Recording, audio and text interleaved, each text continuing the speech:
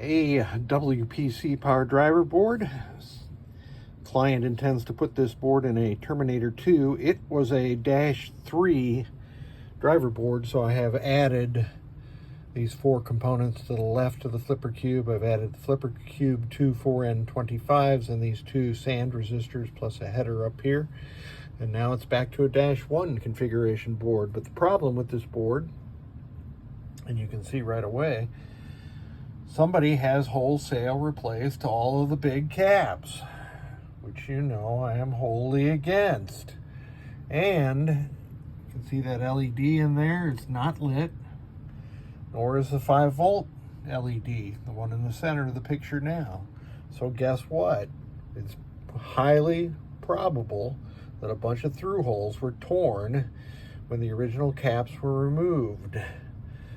Also had to add BR3, which was missing. So I think this board was what we used to call at Boeing a hangar queen, which was a airplane or a jet that was in the hangar perpetually, in which parts to repair other airplanes were scavenged from.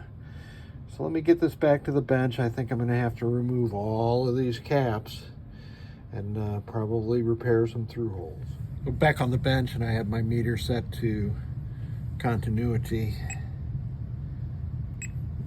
now.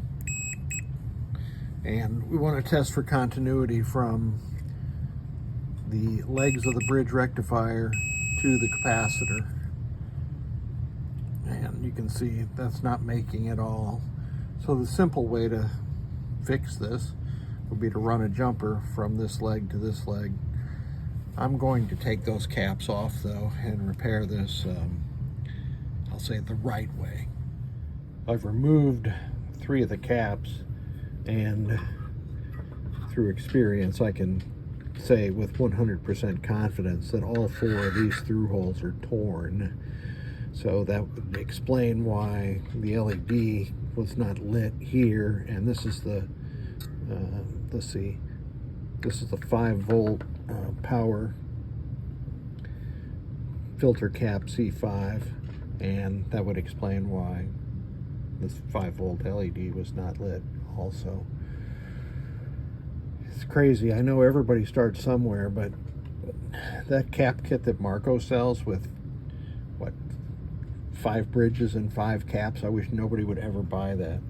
Now over here on C30, I have removed the cap and I've installed some through-hole repair rivets, and all that remains to be done is to solder the cap in place. You can see that I've soldered there's a nice solder meniscus leading up to each of these rivets. That'll be a good solid repair.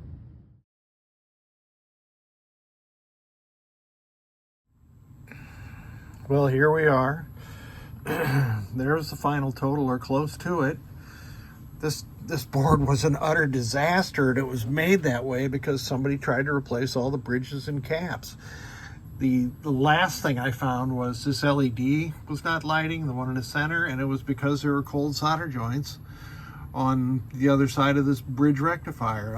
Underneath it, they had torn all 4 holes of this bridge, all 4 of this bridge, all possible 10 of these caps. So what's that, 18 attempts and 18 torn through holes. Now our voltages are finally all there for starting at the bottom coils, then flashers, unregulated 12, regulated 12, and the 5 volts.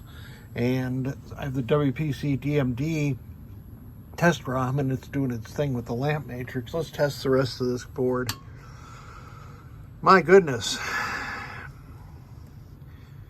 It's a good thing I don't charge by the number of trips that I have to make back to my bench, because this thing was about 4 or 5 layers of onion deep.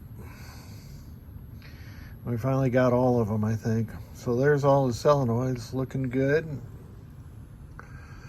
Let's test the GI.